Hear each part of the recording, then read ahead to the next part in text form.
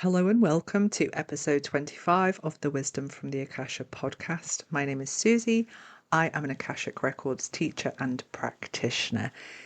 Today, I really want you to feel into the word power, and I want you to also feel into the awakening process and spiritual development as a journey back to your own personal power. Now, of course, we will often have unhealthy associations with the word power because of how we have been programmed and conditioned, perhaps because of how we have been treated in our lives when we have experienced situations where we have felt powerless, when people have abused their power on an individual level and a collective level. The first thing I want you all to do is feel into what is my relationship to this word power? And is there any resistance to me connecting myself to my own internal power? Let's look at the awakening journey in respect of a journey back to your power. Everybody begins in a state of victim consciousness when we feel very, very powerless. And of course, this is completely normal when you are born into this world. You rely upon your caregivers for absolutely everything. And then as you grow and as you develop, you need them less and less. But because of the way that society is currently structured, you will often feel powerless throughout your entire life until the point of going through a spiritual awakening. That doesn't mean that you move completely out of victim consciousness just because you've had a spiritual awakening, but oftentimes people first experience with a spiritual awakening is a very empowering one, and it is one where people will say, actually, no matter what has happened to me in my life, no matter what systems and structures I'm experiencing, I do actually get a say in how I'm going to live this lifetime and how I'm going to take my part from a conscious perspective. Often people will come into their spiritual journey through law of attraction teachings, through wanting to know more about manifestation. And if we look at this from a chakra perspective, this is moving from the lower two chakras, the root chakra and the sacral chakra, and moving into the power center of the solar plexus chakra. At the level of the solar plexus chakra, this is where you start to really feel I'm an individual. I have a say in what my thought process is going to be and what my emotional response is going to be. If you're operating from the level of the root chakra or the sacral chakra, either it's survival mode and just basic needs being met with the root chakra, or it's being completely overwhelmed and controlled by your emotional state or the shadow side of yourself, which is sacral chakra. When you come into the solar plexus level, you're very much operating from a place of, actually, I get a say in this. I am sure that those of you who are parents out there will know that the terrible twos are very much a solar plexus dominant time. This is where a child wants to do everything by themselves and they don't want you to help. And again, teenage years are often a solar plexus dominant time when it's that splitting away from the family unit to go and be independent, and this can often be very willful. In adulthood, this is where you start to get into manifestation. You might be doing rituals, you might have a vision board, you might be visualizing, and this is, I am the creator of my own reality. So everything that I do matters. And this is a very normal stage of development, but people can get stuck here because they believe that they are solely responsible for everything that goes on and they haven't moved on in their own development. If you're in this stage and you're listening to this podcast, please do continue on with your manifestation rituals, because you are going to learn a lot about the law of attraction, which maybe I'll do another podcast episode on through that process. But if you're feeling I've learned everything I can learn from this stage and I want to move on, then it's absolutely okay as well. So During that stage, you've realized that you do actually have a say, that everything that you do, say, think, and feel matters and is important. But when you move into the heart chakra level, you're starting to move to a phase of co-creatorship. So you are absolutely aiming for what you believe to be the highest ideal perspective. You know that you have power and you know that you have the ability to move towards that highest timeline, but you also know that there is a higher power, the divine, guiding you, and what you think might be the best outcome for you, that highest ideal, might be delivered in a little bit of a different way, or something might come up that needs to be moved through, worked through, transmuted by you to be able to move into that next stage. And you're completely okay with that when you're at the heart chakra level. Heart chakra is all about surrender, but surrender is not about just sitting around and doing nothing all day. Surrender is that I'm going to take action. I'm going to move into a direction that I feel is best for me, but I'm also going to pay attention to my internal navigation system and the guidance provided by the divine. It's a matter of trusting that there's a bigger picture at play and that you can't necessarily always understand how all of the pieces fit in. An example of this would be you apply for a job and you believe that this is going to be the best job that you could ever have. It's completely what you want, and you do all of your manifestation, your visualizations. You get really into the energy of how that job's going to feel and everything that goes with that, and then you don't get that job. Now, if you're at solar plexus level, you're going to criticize yourself. Why didn't it come through? I mustn't have done the manifestation ritual right. I need to do something different. You're going to be quite hard on yourself. Whereas if you're operating at that heart chakra level of consciousness, you're going to be much more gentle with yourself, and you're going to understand that, okay, that hasn't come through. There's got to be something better waiting for me. The universe and the divine are always conspiring in your favor. When something doesn't come through, there is always a reason for it. And at 42 years of age, I can confidently say that I can look back at my life, and when things haven't turned out the way that I had hoped or prayed or worked towards, there has always been a bigger and better reason for that to happen.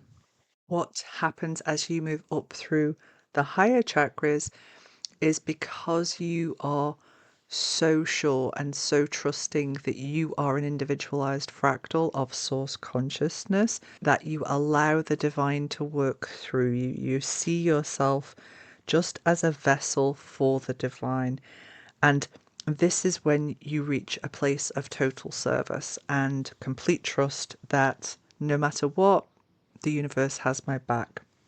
You accept everything completely as it is. Now, this is not something that can be rushed. You cannot fake your way to this level. This is something that, as you're going through the different stages, you're building that trust in the divine, and you're moving everything away from you that is stopping you from being in connection to that power center that you have, which is a part of the divine. So I hope that you can see through this illustration, through the chakra system and the different stages, you can see you go from this place of helplessness, no power whatsoever, to I have all of the power, but in a way that is not trusting of that bigger picture perspective, to I'm a co-creator, I have a say and I can have some input, but there's also this divine aspect, but I need to learn to trust that divine aspect. And then there's a point where that trust is complete and you just live in a place of total service. This is going to that place of complete power and complete certainty in everything that you do. And of course, through this journey, you're learning self-love, you're learning self-acceptance, you're doing your shadow work, you're doing your inner child healing. This is how it all comes together.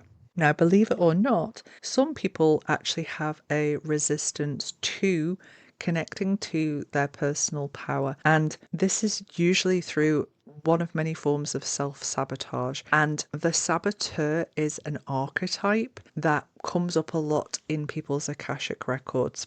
In the soul blueprint level that we've talked about in previous episodes, level 5 of the light grid, as you'll all know by now, we will often carry different archetypes connections in that soul blueprint level. Think of it as choosing different flavors for an incarnation. What we will do is we will say, oh, I want to go and experience this human incarnation, but I also want to experience it from the perspective of these different types of archetypes. And there's so many different archetypes that we can have. I can do, as always, another episode on that if it's something you'd like to talk about. But the saboteur is one that comes up quite a lot when people are on their spiritual journey and they're wanting to step into the role of service. We tend to have one of two things going on. So it could be witch wounding, which I've covered in a previous episode, and or, because sometimes people have both, the saboteur archetype at play. And it provides this resistance to the connection to the personal power. So learning how to work with that archetypal energy and move through that can be very, very helpful as you're wanting to connect into your own personal power. As you go through this spiritual journey, what you're going to start to realize is that everything that you need is within you. The power for your own spiritual development, your own spiritual evolution is completely within you. You don't need anything from outside of you. Everything is in there. It's just waiting to be connected to, activated, and unlocked by you.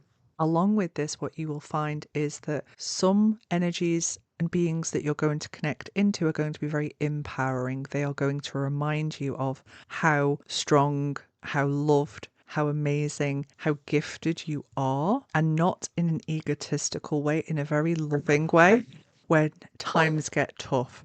They're going to very much be your biggest supporter and your biggest cheerleader throughout your spiritual journey. These are empowering guides and energies that you're connecting into.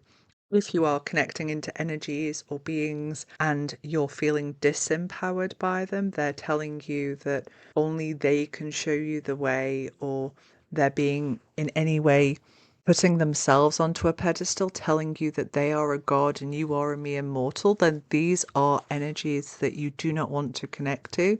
These are not energies who are here to support your soul's evolution and that journey back to that personal power that you have. This time, we are, of course, under the influence of both an evolutionary stream of consciousness, which contains all of these beings and energies that want to help support you, help you connect back into your own personal power and realize your own power, and a devolutionary stream. And that devolutionary stream wants the complete opposite. They want you to be in fear.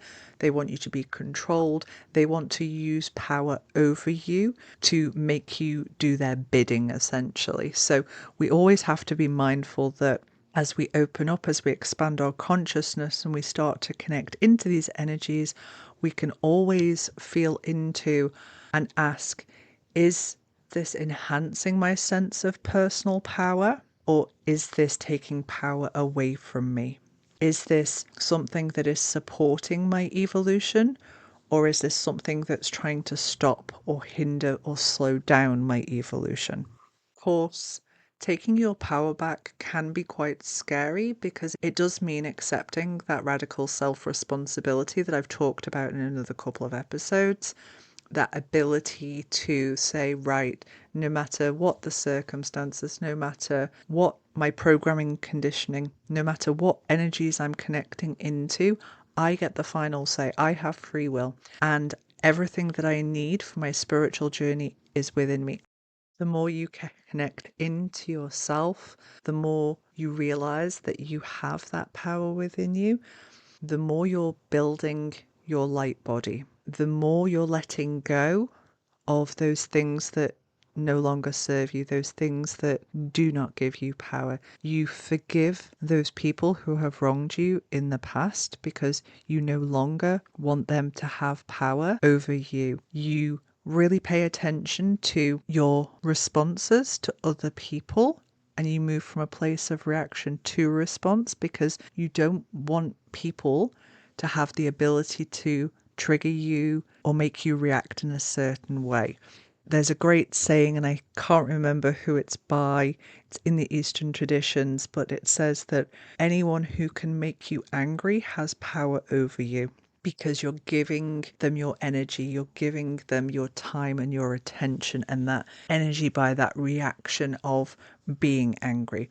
This is not to say that getting angry is wrong, and if you're angry, you should try and repress it. I would hope that if you've listened to my other podcast episodes, you know I'm a big fan of facing absolutely everything that comes up, including emotions like anger. But the more you take your power back, the less you're going to react. You're going to know yourself so deeply, and you're going to know all aspects of yourself, so that if somebody does say something to you, you may respond and you may respect your own boundaries, but it's not going to be in a way that is reactive, that's going to rile everything up, because you're not going to want someone to take away that place of peace that you have within when you do connect to your internal power. As always, I hope that you have found this episode useful. I hope it's given you a few things to think about. And as always, any questions that you have for me, feel free to reach out on social media, drop a comment in the comment section, wherever you get this podcast. I would love to hear from you all. And I will see you next time for the next episode.